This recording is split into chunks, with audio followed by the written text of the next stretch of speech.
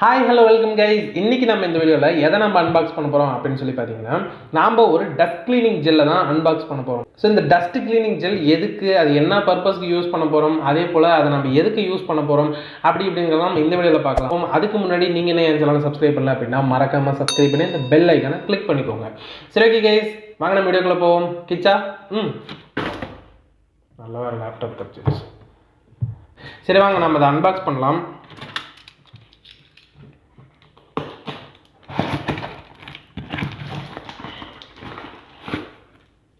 அவ்வளோதான், பாக்ஸில் வேறு எதுவும் இல்லை, தூக்கி போட்டுருவோம்.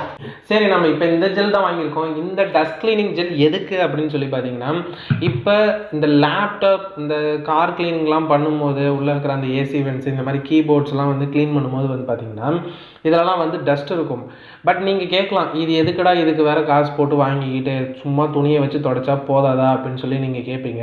இந்த கீபோர்ட்ஸ்க்கு நடுவில் இருக்கிற அந்த சின்ன சின்ன கேப்ஸ்லாம் வந்து பார்த்திங்கன்னா நம்மளால் கையை விட்டு க்ளீன் பண்ண முடியாது. ஸோ துணியுமே வச்சு நம்ம அந்த அளவுக்கும் பண்ண முடியாது. ஒன்று நம்ம இதை வச்சு பண்ணலாம், இல்லைன்னா எதோ பட்ஸ் மாதிரி வச்சு தான் பண்ண முடியும். பட் பட்ஸை வச்சு பண்ணுறதுக்கு ரொம்ப சலுப்பு சோம்பேறியாக இருப்பாங்க என்ன மாதிரி. ஸோ அந்த மாதிரி இருந்தால் இந்த ஜெல் வந்து கொஞ்சம் நல்லாயிருக்கும் அப்படின்னு சொல்லிட்டு தான் இது வாங்கியிருக்கேன். போட்டு நம்ம செக் பண்ணி பார்ப்போம் ஒர்க் ஆகுதா இல்லையா அப்படிங்கிறது வந்து பார்த்தீங்கன்னா, இதை நம்ம ஓப்பன் பண்ணுவோம். ஓப்பன் பண்ணதுக்கப்புறம் ஜெல்லி எப்படி இருக்குது அப்படின்னு சொல்லி பார்க்கலாம். ஸோ ஓப்பன் பண்ணோடனே பார்த்தீங்கன்னா ஜெல்லி இந்த மாதிரி தான் இருக்குது. இதை நம்ம வெளியில் எடுப்போம். காய்ஸ், இப்போ உங்களுக்கு தெரியும் கீபோர்டில் பாருங்கள் எந்த அளவுக்கு டஸ்ட் இருக்குது அப்படிங்கிறத. ஸோ இந்த டஸ்ட்டை தான் வந்து நம்ம இப்போ க்ளீன் பண்ண போகிறோம் இந்த ஜெல்லை வச்சு. இப்போ வந்து பார்த்திங்கன்னா நம்ம டஸ்ட் க்ளீனிங் ஜெல்லை ஓப்பன் பண்ணலாம். ஓப்பன் பண்ண பார்த்தீங்கன்னா ஜெல் வந்து கொஞ்சம் ஓரளவுக்கு நல்லா இருக்குது. பட் ஒரு சில ஜெல் வந்து பார்த்திங்கன்னா ரொம்பவே மெல்லிஸாக ஒரு ஃப்ளோனஸ் இருக்கும். பட் இதில் வந்து பார்த்திங்கன்னா நல்ல கெட்டியாக இருக்குது. பட் இருந்தாலும் பார்க்கலாம் இது டஸ்ட்டை எந்த அளவுக்கு எடுக்குது அப்படிங்கிறத. இது வச்சோன்னே வந்து பார்த்திங்கன்னா இது ஆட்டோமேட்டிக்காக எல்லா இடத்துலையும் ஃப்ளோ ஆகலை. நாம் தான் வச்சு ப்ரெஸ் பண்ண வேண்டியதாக இருக்குது. இந்த ஜெல்லை நம்ம இப்படி வச்சு நம்ம இப்படி ப்ரெஸ் பண்ணோம் அப்படின்னு சொல்லி பார்த்தீங்கன்னா இந்த மாதிரி வந்துட்டு லைட்டாக கொஞ்சம் அழுக்கு போகுது. நம்ம நல்லா இந்த மாதிரி எலாஸ்டிக் மாதிரி நல்லா இழுத்து அதுக்கு மேலே நம்ம கீபோர்டில் வச்சோம்னா தான் கொஞ்ச நேரம் கழிச்சு அது அப்படியே வலியுது. அந்த கேப்ஸுக்குள்ளாரெலாம் வந்து அந்த ஃப்ளோ ஆகுது. ஜெல்லில் இருக்கிற அந்த ஈரப்பதத்தினால அந்த டஸ்ட்டெல்லாம் வந்து இது ரிமூவ் பண்ணிடுது. கைஸ், பக்கத்தில் பார்த்தீங்கன்னா தெரியும் உங்களுக்கு பழசுக்கும் இப்பைக்கும் கொஞ்சம் டிஃப்ரென்ஸ் தெரியுது. சரி, நம்ம இப்போ இந்த கேப்பில் வந்துட்டு இந்த ஜெல்லை வச்சு நம்ம க்ளீன் பண்ண முடியுதா அப்படின்னு சொல்லி பார்க்கலாம். இந்த கேப்பில் வந்து பார்த்திங்கன்னா ஏகப்பட்ட டஸ்ட் இருக்குது. கைஸ், ஆமாம் கைஸ், ஓரளவுக்கு டஸ்ட்டை கொஞ்சம் க்ளீனாகவே நீட் பண்ணுது. இந்த இடத்துல இந்த ஓரத்துலலாம் வச்சு நம்ம உருட்டி இந்த மாதிரி வச்சு நம்ம டஸ்ட்டை க்ளீன் பண்ணிக்கலாம். அதே போல் கீபோர்டுக்கு மேலேயும் நம்ம இந்த மாதிரி வச்சு நம்ம டஸ்ட்டை உருட்டி இந்த மாதிரி க்ளீன் பண்ணிக்கலாம். அதுக்கடுத்து இந்த இடத்துல நம்ம இன்னொரு வாட்டி ஜெல்லு வச்சு நம்ம க்ளீன் பண்ணி பார்ப்போம் டஸ்ட்டு நல்லாவே ரிமூவ் ஆகுதா என்னன்னு சொல்லிட்டு.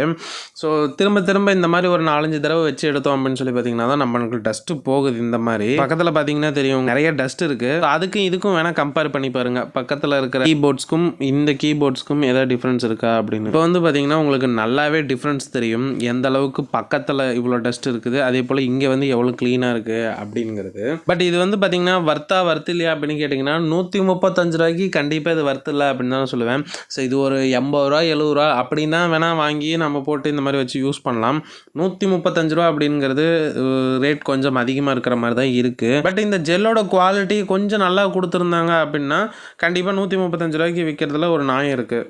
சரி ஓகே கைஸ், இந்த வீடியோ அவ்வளோதான். இந்த வீடியோ உங்களுக்கு பிடிச்சிருந்துச்சு அப்படின்னா லைக் பண்ணுங்க, ஷேர் பண்ணுங்க, மறக்காம சப்ஸ்கிரைப் பண்ணி அந்த பெல் ஐக்கனை கிளிக் பண்ணிக்கோங்க. சரி ஓகே கைஸ், பை.